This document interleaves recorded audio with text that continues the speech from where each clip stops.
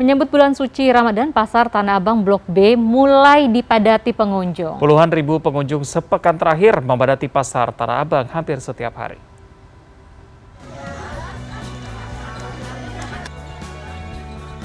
Jarak yang cukup jauh tak mengurungkan niat Hajah Uus untuk berbelanja di Pasar Tanah Abang.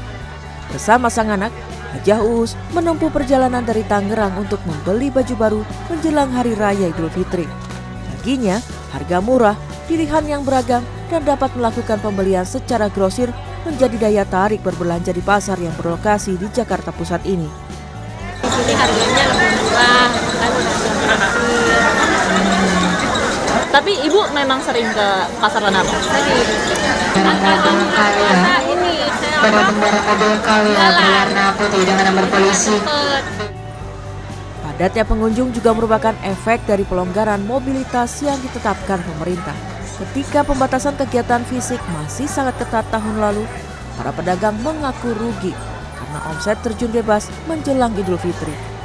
Kini, pedagang mengklaim terjadi peningkatan omset hingga lebih dari 50%. Pedagang bahkan yakin peningkatan omset akan terus meningkat hingga Hari Raya Idul Fitri. Sekarang sih udah ada peningkatan ya. Yang sebelum belum udah ada peningkatan. Peningkatannya signifikan nggak Pak? Maksudnya berapa baju yang bisa terjual setiap hari?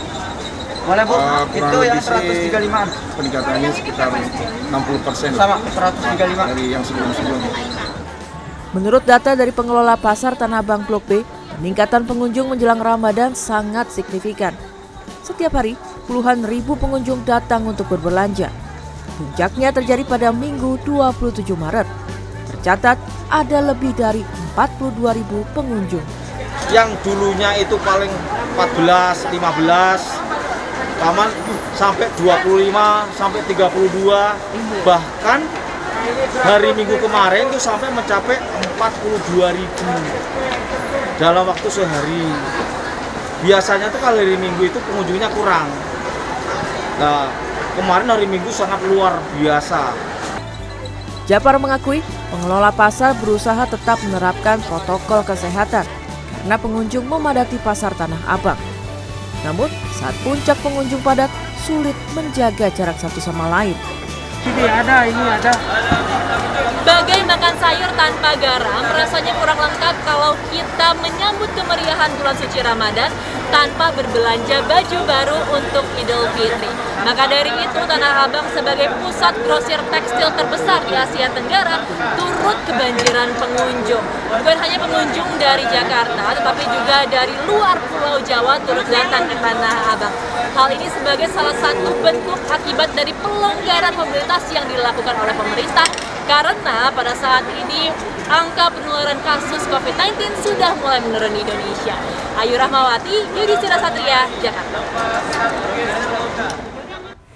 Rumah biasanya memiliki halaman yang dihiasi taman atau bunga-bunga lain begitu ya untuk memperindah suasana. Namun bagaimana jika halaman rumah adalah pemakaman umum atau kuburan? Nah, di Cirebon, Jawa Barat nih Lia, ada puluhan rumah yang justru berdampingan dengan ratusan kuburan selama puluhan tahun.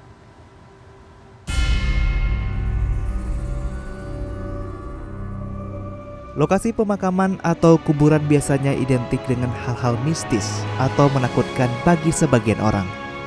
Apalagi kuburan biasanya dianggap memiliki nuansa yang menyeramkan.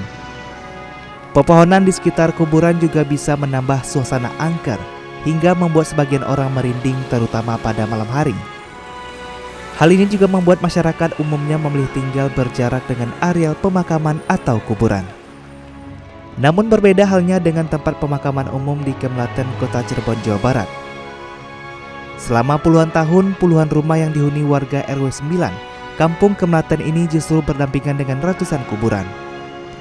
Rumah-rumah penduduk di sini juga tidak memiliki halaman. Seakan kuburan-kuburan inilah halaman rumah mereka. Bahkan ada kuburan yang tepat berada di depan pintu rumah penduduk. Ada pula jendela kamar yang tepat berhadapan dengan kuburan. Bagi anak-anak penghuni permukiman ini, areal kuburan menjadi tempat bermain. Tak ada raut wajah ketakutan pada anak-anak ini. Sementara warga yang tinggal di area kuburan tetap menjaga area pemakaman. Hampir setiap sore warga membersihkan kuburan dari sampah dan daun-daun kering. 3, jam 4 belum pernah ada apa-apa. Saya kan jualan pasar. Nggak ada hal-hal mistis gitu? Enggak Ibu ya. Ibu sendiri berapa puluh tahun di sini? Ya udah tahun berapa ya? Dari anak kecil aja. Oh, dari sejak kecil di sini. 85 kayak 85. Sedikitnya ada sekitar 80 rumah penduduk yang selama 30 tahun berdampingan dengan kuburan. Sebagian bahkan mengandalkan perekonomian dari area kuburan.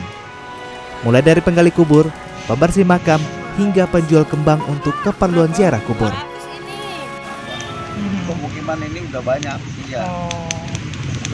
Terus masyarakat sini sendiri nggak pernah ada sesuatu hal yang mistis atau apa? Menurut pengetahuan saya dari dulu juga nggak ada, Pak.